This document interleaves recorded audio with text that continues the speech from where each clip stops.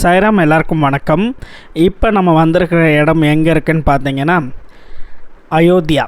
அயோத்தியா வந்து பார்த்திங்கன்னா ராமர் பிறந்து வளர்ந்து அவர் ஆட்சி செஞ்ச ஒரு இடம் தான் அயோத்தியா. அயோத்தியாவில் இப்போ நீங்கள் பார்த்துக்கிட்டு இருக்கிறது வந்து பார்த்திங்கன்னா சராயு நதி. இந்த நதி வந்து பார்த்திங்கன்னா ஸ்ரீ ராமச்சந்திரமூர்த்தி வந்து அவருடைய அவதாரத்தை முடித்த இடம் இந்த இடம்தான். இங்கே தான் வந்து பார்த்திங்கன்னா ஸ்ரீராமர் வந்து பார்த்திங்கன்னா அவருடைய அவதாரத்தை வந்து இந்த சராயு நதியில் தான் முடிக்கிறாரு. இந்த நதியில் முடித்ததுக்கு பிறகு தான் ஸ்ரீ கிருஷ்ணரா அவர் வந்து அவதரிக்கிறாரு. அப்படி ஒரு புனிதமான நதி இந்த சராயு நதி. நம்ம வந்து பார்த்திங்கன்னா அயோத்தியாவுக்கு வந்திருக்கோம். இந்தியாவில் வந்து பார்த்திங்கன்னா எத்தனையோ புனித ஸ்தலங்கள் இருக்குது. அந்த புனித ஸ்தலங்களில் அயோத்தியாவும் ஒன்று. அயோத்தியா வந்து பார்த்திங்கன்னா 7 முக்தி ஸ்தலங்களில் ஒன்று. நம்ம வந்து பார்த்திங்கன்னா 7 முக்தி ஸ்தலங்களில் இன்றைக்கி 6வது முக்தி ஸ்தலத்துக்கு வந்திருக்கோம். இது வரைக்கும் வந்து பார்த்திங்கன்னா 5 முக்தி ஸ்தலம் நீங்கள் பார்த்துருக்கீங்க, நம்ம யூடியூப்பில் சொல்லியிருக்கோம். இது வந்து 6வது முக்தி ஸ்தலம். ஒன்று வந்து ஹரித்வார், இன்னொன்று வந்து அயோத்தியா, இன்னொன்று வந்து மதுரா, இன்னொன்று வந்து பார்த்திங்கன்னா வாரணாசி என்று அழைக்கப்படும் காசி, இன்னொன்று வந்து பார்த்திங்கன்னா குஜராத்தில் இருக்கிற துவாரகை, அடுத்து வந்து பார்த்திங்கன்னா நம்மளுடைய உஜ்ஜைன் மகாகாலேஸ்வர், அடுத்து கடைசியாக வந்து பார்த்திங்கன்னா காஞ்சி காமாட்சி. இந்த 7 இடம் வந்து பார்த்திங்கன்னா முக்தி ஸ்தலம். இதில் வந்து பார்த்திங்கன்னா இன்றைக்கி நம்ம அயோத்தியா வந்திருக்கோங்க. அயோத்தியாவில் இப்போ நீங்கள் பார்க்குறது இந்த அருமையான சராயு நதி. இந்த நதி வந்து பார்த்திங்கன்னா கோவிலுக்குள்ளே போகிற மாதிரி இவங்க வந்து பார்த்திங்கன்னா வடிவமைச்சுக்கிட்டு இருக்காங்க. அயோத்தியா வந்து பார்த்திங்கன்னா நம்மளுடைய ராமர் வந்து ஆட்சி செஞ்ச ஒரு புண்ணிய பூமி. இந்த பூமி வந்து பார்த்திங்கன்னா மறுபடியும் புது பொலிவுடன் உருவாகிக்கிட்டு இருக்காங்க. ஒவ்வொன்றும் வந்து பார்த்திங்கன்னா பார்த்து கட்டிக்கிட்டு இருக்காங்க. அதில் இப்போ நம்ம வந்து பார்த்திங்கன்னா சராயு நதியை பார்த்துட்டோம். இப்போ வந்து பார்த்திங்கன்னா நம்ம வந்து ராமர் பிறந்த ராமருடைய கோவில் வரப்போகிற இடத்துக்கு நம்ம போய்கிட்டு இருக்கோங்க. இந்த இடம் வந்து பார்த்திங்கன்னா கம்ப்ளீட்டாக ஸ்ட்ரிக்டாக இருக்காங்க. ரொம்ப ரொம்ப ரொம்ப ரொம்ப ரெஸ்ட்ரிக்ஷன்ஸ் அதிகமாக இருக்குது. நிறைய மிலிட்ரி ஆஃபீஸர்ஸ், போலீஸ் ஆஃபீஸர்ஸ்னு சொல்லி ரோந்து போய்கிட்டே இருக்காங்க. நம்ம வந்து பார்த்திங்கன்னா மொபைல் வீடியோஸ்லாம் வந்து பார்த்திங்கன்னா ஒரு குறிப்பிட்ட இடத்துக்கு மேலே நம்ம உள்ளே போகிறப்ப வந்து பார்த்திங்கன்னா எடுத்துகிட்டு போக முடியாது. ராமருக்கான ராமர் கோவில் வந்து பார்த்திங்கன்னா இங்கே தான் கட்டிக்கிட்டு இருக்காங்க. இப்போ நம்ம அங்கே தான் போய்கிட்டு இருக்கோம். இந்த இடத்துல வந்து பார்த்திங்கன்னா நம்ம கோவிலுக்குள்ளே போகிறப்ப வந்து பார்த்திங்கன்னா பேனா, எந்த ஒரு வாட்சு, டிஜிட்டல் ஐட்டம்ஸ் எதுவுமே வந்து பார்த்திங்கன்னா உள்ள பெர்மிஷன் கிடையாதுங்க. இப்போ நம்ம வந்து பார்த்திங்கன்னா ராமர் பிறந்த இந்த அயோத்தியாவில் ராமர் கோவில் கட்டிக்கிட்டு இருக்க இடத்துக்கு தான் நம்ம போய்கிட்டு இருக்கோம். இங்கே வந்து பார்த்திங்கன்னா இங்கே இருக்கிற மக்கள் வந்து பார்த்திங்கன்னா பாத யாத்திரையாக பரிகிரமா பண்ணுறாங்க. எப்படின்னு பார்த்திங்கன்னா ராமருடைய இந்த பிறந்த ஊரான, அவர் ஆட்சி செஞ்ச இந்த ஊரான அயோத்தியாவில் வந்து பார்த்திங்கன்னா கிட்டத்தட்ட 15 கிலோமீட்டர் வந்து பார்த்திங்கன்னா மக்கள் வந்து அப்படியே பாத யாத்திரையாக சுற்றி நடந்து வராங்க. ஏன்னா ராமர் பிறந்த ஊர் இந்த ஊர் அப்படின்றதுனாலையும் அவர் ஆட்சி செஞ்ச இந்த இடத்த வந்து நம்ம வந்து பாதுகாக்கணும், இந்த இடம் ஒரு பவித்திரத்தின் உச்சம் சொல்லி எல்லாரும் வந்து பார்த்திங்கன்னா பாத யாத்திரையாக நடந்து வராங்க. அதை பார்க்க முடிஞ்சிச்சு. எனக்கு ஆச்சரியமாக இருந்துச்சு. கோவில் என்னடா இந்த பக்கம் இருக்குது, இவங்க எல்லாம் ஊர்வலமாக மக்கள் போகிறாங்களேன்னு பார்த்தேன். அப்போ தான் நான் கேட்டப்போ சொன்னாங்க அவங்க எல்லாருமே வந்து பரிகிரமா பண்ணுறாங்க, அயோத்தியாவை வந்து பார்த்திங்கன்னா சுற்றி வராங்க. நான் அது வந்து பார்க்க முடிஞ்சிச்சு. இப்போ நம்ம வந்திருக்கிறது வந்து பார்த்திங்கன்னா ஒரு முக்கியமான இடத்துக்கு வந்திருக்கோம், ஹனுமன் கோவில். இந்த கோவில் வந்து பார்த்திங்கன்னா மலை மேலே இருக்குங்க.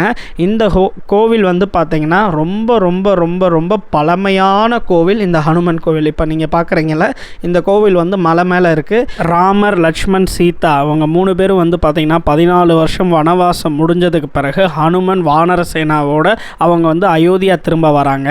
ஹனுமன் வந்து பார்த்திங்கன்னா ராமச்சந்திரமூர்த்தியோடைய மிகப்பெரிய சிஷ்யனாக இருந்தார். அவர் வந்து பார்த்திங்கன்னா இந்த இடத்துல தான் தங்கியிருந்தார். அவங்க எல்லாருமே திரும்ப அயோத்தியா வராங்கள. ராமர், லக்ஷ்மண், சீதா, அந்த வானர சேனை எல்லாமே வந்து அயோத்தியா வராங்க. வெற்றி பெற்றதுக்கு பிறகு, ராவணை அழித்ததுக்கு பிறகு அவங்க எல்லாரும் அயோத்தியா திரும்பும்போது பார்த்திங்கன்னா ராமச்சந்திரமூர்த்தி அவருடைய அனுமதியோட ஹனுமன் வந்து பார்த்திங்கன்னா இந்த மலைக்கு மேலே தான் அவர் வந்து ஓய்வு எடுத்துக்கிட்டு இருந்தார். அதுக்கடுத்து ராமர் வந்து பார்த்திங்கன்னா அவருடைய அவதாரத்தை முடித்ததுக்கு பிறகு நிறைய பேர் சொல்லுவாங்க லவா குஷா கிட்ட வந்து அயோத்தியாவை ஒப்படைச்சிட்டு போனாருன்னு சொல்லுவாங்க. நிறைய பேர் ஹனுமன் ஹனுமன் கிட்ட ஒப்படைச்சிட்டு போனாருன்னு சொல்லுவாங்க. அப்பையும் ஹனுமன் வந்து பார்த்திங்கன்னா நம்மளுடைய ராமச்சந்திரமூர்த்தி அவருடைய அவதாரத்தை முடிக்கும் போதும் ஹனுமன் வந்து பார்த்திங்கன்னா இந்த இடத்துல தான் இருந்தார். இந்த இடம் வந்து பார்த்திங்கன்னா ஹனுமன் கோவில். நம்ம வந்து பார்த்திங்கன்னா சனிக்கிழமை வந்திருக்கோம். அதனால் வந்து பார்த்திங்கன்னா சனிக்கிழமைன்றது வந்து உங்கள் எல்லாருக்குமே தெரியும், ஹனுமன் அவர்களுக்கு வந்து ரொம்ப உகந்த நாள். இந்த நாள் வந்து பார்த்திங்கன்னா ரொம்ப ரொம்ப கூட்டமாக இருந்துச்சு. இந்த கோவில் வந்து பார்த்திங்கன்னா ரொம்ப ரொம்ப பழமையான கோவில். இந்த கோவிலில் இருந்து பார்த்திங்கன்னா கரெக்டாக ஒரு 1.2 கிலோமீட்டர்ஸில் வந்து ராமர் கோவில் இப்போ கட்டிக்கிட்டு இருக்க அந்த கோவில் வந்து பார்த்திங்கன்னா கரெக்டாக 1.2 கிலோமீட்டர்ஸில் இருக்குங்க. நம்ம சிவனுக்கு எப்படி நந்தியை கும்பிட்டுட்டு நம்ம சிவபெருமானை பார்க்க போகிறோமோ அதே போல் வந்து பார்த்திங்கன்னா ராமச்சந்திர மூர்த்தியை பார்க்கணும்னா அவருடைய சேவகனான ஹனுமனை பார்த்துட்டு தான் நம்ம வந்து பார்த்திங்கன்னா ராமரை பார்க்க முடியும். அதனால் இங்கே வந்திருக்கோங்க. இந்த கோவிலுக்குள்ளேயும் வந்து பார்த்திங்கன்னா ராம், லக்ஷ்மண், சீதா அவங்களுக்கு வந்து பார்த்திங்கன்னா ஒரு தனி சன்னதி இருக்குங்க. இந்த இடத்துல தான் ஹனுமன் இருக்கார். இப்போ நீங்கள் பார்க்குறீங்களா, இங்கே வந்து பார்த்திங்கன்னா லட்டு வந்து அவருக்கு வந்து பிரசாதமாக நெய்வேத்தியமாக எல்லோரும் கொடுக்குறாங்க. அந்த நெய்வேத்தியம் கொடுத்து அவருக்கு காட்டினதுக்கு பிறகு அதை பிரசாதமாக இங்கே இருக்கிற பக்தர்களுக்கெல்லாம் தராங்க. ரொம்ப ரொம்ப ஒரு பழமையான கோவில். இந்த கோவில் வந்து பார்த்திங்கன்னா ரொம்ப அருமையாக இருந்துச்சு. இந்த கோவிலில் அந்த அளவுக்கு உங்களுக்கு ரெஸ்ட்ரிக்ஷன்ஸ் கிடையாது. மொபைல் எல்லாமே வந்து உள்ள பெர்மிஷன் அலோ பண்ணுறாங்க. இப்போ வந்து பார்த்திங்கன்னா ராமர் கோவில் கட்டிக்கிட்டு இருக்காங்களே அந்த இடத்துக்கு தான் நம்ம போய்கிட்டு இருக்கோம். இங்கேருந்து ஹனுமன் கோவிலேருந்து பார்த்திங்கன்னா ஒரு கிலோமீட்டரில் இருக்குங்க. நான் ஏற்கனவே சொன்னது போல் லட்டு தான் இங்கே வந்து பார்த்திங்கன்னா பிரசாதம். லட்டு நம்ம வந்து நைவேத்தியமாக ஹனுமனுக்கு கொடுத்துட்டு இப்போ வந்து நடந்து நம்ம போய்கிட்டு இருக்கோம். இந்த இடத்துக்குள்ளே வந்து பார்த்திங்கன்னா வெஹிக்கல்ஸ்லாம் உள்ளே போக முடியாது, ஆட்டோ எதுவுமே கிடையாதுங்க. ரொம்ப ஸ்ட்ரிக்டாக ஃபாலோ பண்ணுறாங்க. இந்த இடத்துல இருந்து இன்னும் தூரங்க, ரொம்ப தூரம். ஆனால் நம்ம நடந்து தான் போக முடியும். ஏன்னா நம்ம ஏற்கனவே பல ரெஸ்ட்ரிக்ஷன்ஸை கடந்து தான் இந்த இடத்துக்குள்ளேயே போக முடியும். அவ்வளோ செக்கிங் பண்ணுறாங்க. நீங்கள் வந்து பார்த்திங்கன்னா ஒரு சின்ன பேனா கூட கொண்டு போக முடியாது. அந்த அளவுக்கு ஒரு 3-4 லேயரை அவங்க வந்து பார்த்திங்கன்னா ஸ்ட்ரிக்டாக செக் பண்ணி தான் நம்மளை உள்ளே அலோவ் பண்ணுறாங்க. உள்ளுக்குள்ளே வந்து பார்த்திங்கன்னா ஒரு ராமர் கோவில் இருக்குங்க. பால ராமர் வந்து பார்த்திங்கன்னா வச்சுருக்காங்க. பக்கத்துலேயே வந்து பார்த்திங்கன்னா ராம், லக்ஷ்மண், சீதா. பக்கத்துலேயே வந்து பார்த்திங்கன்னா பழைய ரொம்ப பழங்காலத்து ஒரு ஹனுமனுடைய விக்கிரகம் இருக்குங்க. அந்த இடத்துக்கு தான் இப்போ நம்ம போய்கிட்டு இருக்கோம். அதுக்கு பக்கத்தில் தான் கோவில் கட்டிக்கிட்டு இருக்காங்க. ராமர் கோவில் வந்து பார்த்திங்கன்னா ரொம்ப பிரம்மாண்டமாக கட்டிக்கிட்டு இருக்காங்க. அந்த கோவிலுக்கு கட்டுறதெல்லாம் நம்ம பார்க்கலாம். ப்ளஸ் அங்கே இருக்கிற கல் இதெல்லாமே பார்க்கலாம். இப்போ நீங்கள் பார்க்குறது வந்து பார்த்திங்கன்னா தசரத மன்னர், ராமருடைய தந்தை தசரத மன்னருடைய மாளிகை. இந்த மாளிகையை கடந்து தான் நம்ம வந்து பார்த்திங்கன்னா ராமர் கோவிலுக்கு போக முடியும். இப்போ வந்து பார்க்குறது வந்து பார்த்திங்கன்னா தசரத மன்னர் அவருடைய மாளிகைங்க. இந்த மாளிகை வந்து பார்த்திங்கன்னா உள்ளே வந்து நிறைய குருமார்கள், இப்போ வந்து பார்த்திங்கன்னா நிறைய துறவிகள்லாம் இங்கே தங்கியிருக்காங்க. இந்த மாளிகையை கடந்து நம்ம அதுக்கடுத்து பார்த்திங்கன்னா ராமருக்காக கட்டிக்கிட்டு இருக்க அந்த ராம ஜென்ம பூமி, அந்த ராமர் கோவிலுக்கு நம்ம போகலாம். அந்த கோவிலுக்குள்ளே வந்து பார்த்திங்கன்னா கம்ப்ளீட்டாக எதுவுமே அலோடு இல்லைங்க. இப்போ நம்ம நெருங்கி வந்துட்டோம். இந்த இடத்துல வந்து பார்த்திங்கன்னா இன்னும் ரொம்ப ஸ்ட்ரிக்டாக ஃபாலோ பண்ணுவாங்க. நம்மளால் எதுவுமே உள்ளே கொண்டு போக முடியாது. இங்கே பக்கத்தில் வந்து பார்த்திங்கன்னா நிறைய கவுண்டர்ஸ் இருக்கும். மொபைல் கொடுத்துருங்க. உங்களுக்கு நான் என்ன சஜஷன் கொடுப்பேன்னா, நீங்கள் ஒருவேளை காலையிலே வந்துட்டிங்கன்னா வேகமாக ஃபஸ்ட்டு ராம ஜென்மபூமி ராமரை பார்க்குறதுக்கு வந்துடுங்க. ஏன்னா பயங்கரமான க்ரௌட் இருக்குங்க, பயங்கர கூட்டமாக இருக்கும். அதெல்லாம் கடந்து தான் போக முடியும். நீங்கள் அங்கே ஒரு பார்க்குறீங்களா, ஒரு பவ் அண்ட் ஆரோ, ஒரு வில்லு அம்பு. அந்த வில்லு அம்புக்கு பேக் சைடில் தான் ராமர் கோவில் கட்டிக்கிட்டு இருக்காங்க. அங்கே தான் பார்த்தீங்கன்னா பாலராமர் வச்சுருக்காங்க. இப்போ அவரை தான் தரிசனம் பண்ண போகிறோம். இதுக்கு அங்கிட்டு வந்து பார்த்திங்கன்னா நம்மளால் எதுவுமே வீடியோ எடுக்க முடியாதுங்க. இங்கே நம்ம மொபைல்லாம் கொடுத்துட்டு போயிடணும். அது மட்டும் இல்லாமல் 11 மணி வரைக்கும் தான், 12 மணி வரைக்கும் தான் நம்ம வந்து கோவிலுக்கு போக முடியும். அதுக்கடுத்து 3-4 மணி நேரம் உள்ளே அலோவ் பண்ண மாட்டாங்க. அதுக்கடுத்து ஈவினிங் ஒரு 3 ஹவர்ஸ் தான் அலோவ் பண்ணுவாங்க. நம்ம வந்து பார்த்திங்கன்னா கோவில் கட்டிக்கிட்டு இருக்கும்போது நம்ம வந்திருக்கோம். அங்கே பார்க்குறீங்களா, அதுக்கு பேக் சைடில் தான் கோவில் கட்டிக்கிட்டு இருக்காங்க. ரொம்ப பிரம்மாண்டமாக கட்டுறாங்க. ஆனால் நம்ம வந்து கண்ணால் பார்த்ததோட சரி எதுவுமே வீடியோ எடுக்க முடியலை. ரொம்ப ரொம்ப அருமையாக இருந்துச்சுங்க. ரொம்ப பிரம்மாண்டமாக கோவில் கட்டிக்கிட்டு இருக்காங்க. கிட்டத்தட்ட இங்கேருந்தே பார்த்தீங்கன்னா ஒரு கிலோமீட்டரில் இருக்குங்க கோவில். இங்கேருந்து பார்த்தீங்கன்னா பயங்கரமான செக்கிங், பேரிகார்டு, கிட்டத்தட்ட 4 லேயரான செக்கிங் இருக்குங்க. நம்ம உள்ளே போய் தரிசனம் பண்ணிட்டோம். ப்ளஸ் ராமச்சந்திரமூர்த்தியையும் தரிசனம் பண்ணிட்டோம். அங்கே பக்கத்தில் கட்டிக்கிட்டு இருக்க பிரம்மாண்ட கோவில் 2024 ஓப்பன் ஆக போகிற அந்த கோவிலையும் பார்த்துட்டு அப்படியே வந்துட்டோங்க. அப்படியே கோவிலுக்கு வெளியே வந்ததுக்கு பிறகு தசரத மன்னர் மாளிகை பார்த்தீங்களா, அதுக்கு பக்கத்தில் வந்து வந்து பார்த்திங்கன்னா இந்த மாளிகைக்கு வரலாங்க.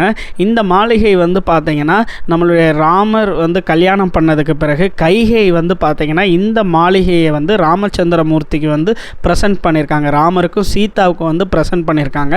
இந்த மாளிகை வந்து பார்த்திங்கன்னா ரொம்ப பிரம்மாண்டமாக இருந்துச்சுங்க. இந்த மாளிகையில் வந்து நம்ம வீடியோஸ் எல்லாமே எடுக்கலாம். இந்த மாளிகைக்குள்ளே வந்து பார்த்திங்கன்னா ராமர் சீதா அவங்களுடைய விக்கிரகம் வச்சுருக்காங்க.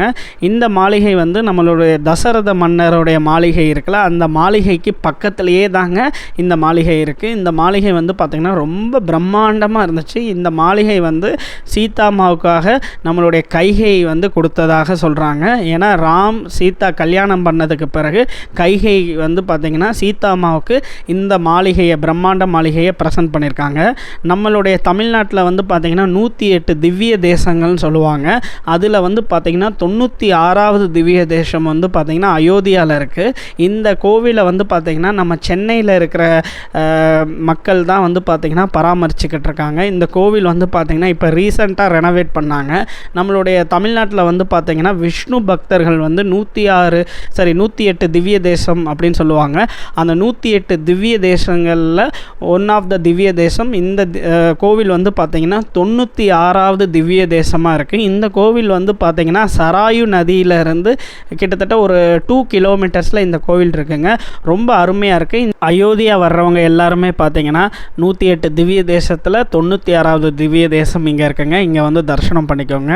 நம்ம 2024 திரும்ப வருவோம். திரும்ப வந்து ராமருக்கு கட்டப்படும் அந்த பிரம்மாண்ட அந்த மாளிகையை வந்து பார்த்திங்கன்னா மறுபடியும் அங்கே போய் தரிசனம் பண்ணிவிட்டு அந்த இடம் உருவானதுக்கு பிறகு என்னென்ன பண்ணலாம், எப்படி அலோ பண்ணுறாங்க, அந்த கோவில் எப்படி இருக்குன்றதை வந்து பார்த்திங்கன்னா 2024 கோவில் கட்டி முடித்ததுக்கு பிறகு நம்ம சொல்கிறோங்க. மீண்டும் அடுத்த லீலாவில் பார்க்கலாம். ஜெய் சாய்நாத்.